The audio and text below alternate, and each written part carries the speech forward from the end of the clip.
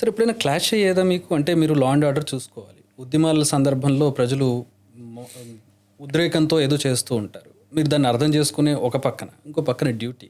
ఈ clash, friction యాక్చువల్గా నా ఫార్ములా ఏంటంటే, మనకు ఎప్పుడైతే ప్రజలు బాగా తెలుస్తారో వాళ్ళు చట్టానికి కట్టుబడి ఉంటారు. ఓకే. ఎప్పుడైతే మనకు ప్రజలకు మధ్య గ్యాప్ వస్తుందో వాళ్ళు దాన్ని ఒక అదనుగా ఉపయోగించుకుంటారు. అంటే this is called principle of anonymity. కాబట్టి మమ్మల్ని ఎవరు గుర్తించరు, మమ్మల్ని ఎవరు గుర్తుపట్టరు, కాబట్టి మేము ఏమైనా చేయొచ్చు అన్న భావనలు. కానీ ఇప్పుడు మనం వాళ్ళతో ఉన్న సంబంధాలను బట్టి మనం అక్కడికి వెళ్ళిన తర్వాత ఆల్మోస్ట్ లీడర్స్ అక్కడ ఉండే వాళ్ళందరూ కూడా మనకు పరిచయం. పలానా పేరు పెట్టి పిలిచి జాదవ్ ఏం చేస్తున్నావు నువ్వు అనేవాడిని. సార్ సార్ సార్ సార్ ఏం లేదు సార్ కొంచెం అనేవాడు. అంటే ఆ పరిచయం అన్నది చాలా ముఖ్యం. ఎందుకంటే లా అండ్ ఆర్డర్లో ఎప్పుడు కూడా బెంచ్ మార్క్ ఎప్పుడంటే మనం లాఠీ తీయకూడదు. అది నేను ఫాలో అయింది. మనం లాఠీ తీసామంటే మనం ఫెయిల్ అయ్యాం. మన మాటే ఒక లాఠీగా పనిచేయాలి.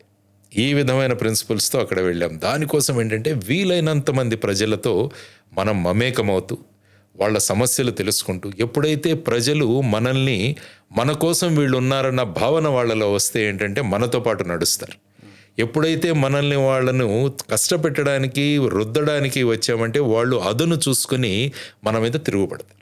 సో ఇది ముఖ్యంగా నేను లా అండ్ ఆర్డర్లో యూజ్ చేసిన ప్రధానమైన. సాధారణంగా ఏమనుకుంటారంటే ఏదైనా ఒక సమస్య వచ్చినప్పుడు అక్కడ లాఠీ చార్జ్ చేసి టియర్ గ్యాస్ వేసి ఆ తర్వాత ఫైరింగ్ చేసి కంట్రోల్ చేయడం ఒక విషయం.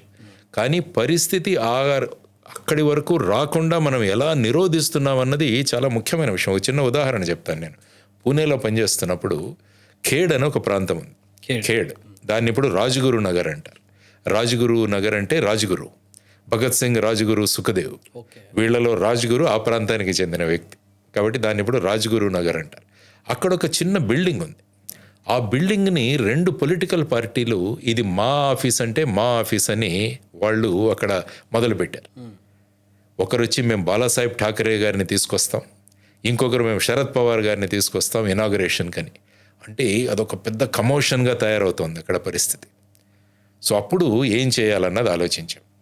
ఓకే, ఇద్దరు రావచ్చు, ఆ తర్వాత దాన్ని నిరోధించవచ్చు, ఇదంతా ఒక విషయం. కానీ Mumbai police act, Bombay police యాక్ట్లో ఒక ప్రొవిజన్ ఉంది. ఏదైనా ఒక కట్టడం ద్వారా అక్కడ శాంతి భద్రతలు గనక భంగం అవుతున్నట్టు తెలిస్తే జిల్లా ఎస్పీ ఆ బిల్డింగ్ను తన కంట్రోల్లో తీసుకోవచ్చు అన్నది ఒక ప్రొవిజన్. సో నేను వెంటనే ఒక ఆర్డర్ పాస్ చేశాను.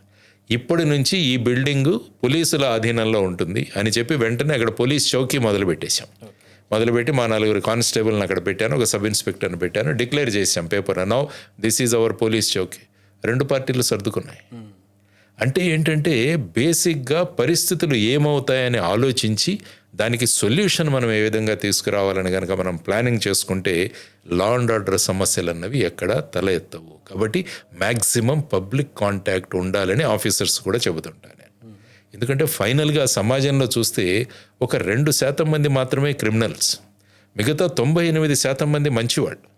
కాబట్టి ఈ మంచి వాళ్ళతో మనం కూడా క్రిమినల్స్తో బిహేవ్ చేస్తే వాళ్ళు మనకు దూరం అయిపోతారు. ఈ 98% మనతో ఉంచుకుంటే ఆటోమేటిక్గా ఈ 2% కూడా వాళ్ళు తల ఒగ్గాల్సిందే. ఎందుకంటే రేపు ఇన్వెస్టిగేట్ చేయాలంటే ప్రజలు కావాలి, మనకు విట్నెసెస్గా వీళ్ళు రావాలి, సాక్షులుగా రావాలి, జరిగిన విషయాన్ని చెప్పాలి. ఎప్పుడైతే పోలీస్తో అనిమాసిటీ వాళ్ళు ఉంటుందో ఎవరు సహకరించరు మనకు. సో ఈ విధమైన కాన్సెప్ట్స్తో వెళుతూ ఉండేవన్నమాట. అది కాబట్టి ప్రజలతో మమేకం అవ్వడం అన్న concept right from beginning school నుంచే సర్వీస్లో కూడా ఈ విధంగా ఉండేది. యాక్చువల్గా మహారాష్ట్రలో కాటన్కి మినిమం సపోర్ట్ ప్రైజ్ ఇప్పించడానికి నేను ప్రధానమైన పాత్ర పోషించాను. పోలీస్లో ఉన్నప్పుడు yes, I was SP of Nanded district. Sharad Joshi garu అంటే షేత్కరీ సంఘటన అని ఒక పెద్ద మన రైతాంగ ఫోర్స్ అక్కడ ఆయన వచ్చారు. ఆయన అక్కడ నాందేడ్లో వచ్చి ఆయన క్యాంప్ చేశారు. మొత్తం మహారాష్ట్రలో గొడవలు జరుగుతున్నాయి. ఎందుకంటే మహారాష్ట్రలో కాటన్ చాలా ఎక్కువగా పండుతుంది. షుగర్ కేను, కాటన్ ఈ 2 ప్రధానమైన పంటలు. కాబట్టి ఈ కాటన్కి మినిమం సపోర్ట్ ప్రైస్ తీసుకురావాలి అని చెప్పేసి ఆయన ఒక హాస్పిటల్లో అడ్మిట్ అయ్యారు. సో నేను రోజు వెళ్ళి ఆయన కలిసేవాడిని. సార్ ఎందుకు చేస్తున్నారు ఈ గొడవ ఇది? ఆయన నాకు వ్యవసాయం అప్పుడు నేర్పించారు. రైతులేంటి, రైతాంగ సమస్యలేంటి, మినిమం సపోర్ట్ ప్రైజ్ యొక్క రిక్వైర్మెంట్ ఏంటి, ఇవన్నీ చెప్పి చూస్తే మహారాష్ట్ర అంతా కూడా గొడవలు అవుతున్నాయి. రోడ్ల మీదకి వచ్చేసారు రైతులు. సో ఈ విధమైన పరిస్థితుల్లో నేను ఏదైనా చేయాలని చెప్పేసి రిపోర్ట్లు అయితే పంపించాను, కానీ అవి ముఖ్యమంత్రికి చేరాయో లేదో నాకు తెలియదు. కాబట్టి ఒకరోజు రాత్రి 12 గంటలకు ముఖ్యమంత్రి గారికి ఫోన్ చేశాను నేను. ఎందుకంటే శరత్ జోషి గారిని అడిగాను, మీరు ఎవరితో మాట్లాడాలనుకుంటున్నారు అంటే, నాకు ముఖ్యమంత్రి తప్ప ఇంకెవరితో మాట్లాడలేను నేను. కాబట్టి ఆయన మనోహర్ జోషి గారు ముఖ్యమంత్రి మాకు. ఆయనకు రాత్రి 12 గంటలకు ఫోన్ చేశాను.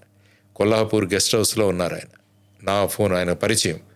అరే లక్ష్మీనారాయణ ఏంటి 12 గంటలైంది, ఏంటి ఫోన్ అంటే, సార్ ఇలా ఉంది, శరత్ జోషి గారు చాలా సీరియస్గా ఉన్నారు, మనం ఇది చేయకుంటే రేపు ప్రమాదం మనకి అని చెప్తే ఆయన వెంటనే కన్విన్స్ అయ్యాడు. ఏం చేయమంటావు అంటే, సార్ రేపు నాగ్పూర్ వెళ్తున్నారు మీరు, ఎందుకంటే మాకు వింటర్ అసెంబ్లీ నాగ్పూర్లో జరుగుతుంది, రేపు క్యాపిటల్ కూడా వింటర్ క్యాపిటల్ అక్కడ. సో వింటర్ అసెంబ్లీ జరుగుతుంది సార్, రేపు మీరు అక్కడికి వెళ్ళాలి, వయా నాందేడ్ వెళ్ళండి అన్నాడు. Okay, by morning 9 I'm there అన్నాడు. సో మార్నింగ్ 9 o'clock వచ్చారు. నేను, శరత్ జోషి గారు, మనోహర్ జోషి గారు, మేము ముగ్గురమే రూమ్లో. నేనే మరాఠీలో డ్రాఫ్ట్ చేశాను. Minimum support price for cotton ఎంత ఇవ్వాలని చెప్పి, ఆ ఫిగర్ ఎంత ఇవ్వాలో మనోహర్ జోషి, శరత్ జోషి గారు చెప్పగానే అందులో రాసి చెప్పారు, నేను నాగ్పూర్కి వెళ్తాను, అక్కడ నువ్వు కమ్యూనికేట్ చేయన్నారు. వెళ్ళగానే ఆయనకు మెసేజ్ చేశాను, ఆయన అక్కడ ప్రెస్ కాన్ఫరెన్స్ పెట్టేసి మినిమం సపోర్ట్ ప్రైస్, వెంటనే మహారాష్ట్ర అంతా కూడా శాంతపడి. అదర్వైజ్ దాన్ని ఒక లా అండ్ ఆర్డర్ ఇష్యూగా తీసుకొని నేను రైతులను అరెస్ట్ చేయడం, వాళ్ళని లోపలికి పెట్టడం, ఇలా చేయొచ్చు. కానీ సమస్య మూలాలకు వెళ్ళి దానికి పరిష్కారం కనుక ఇవ్వగలిగితే ఏమవుతుందంటే, ప్రజా సమస్యలు పరిష్కరించబడతాయి.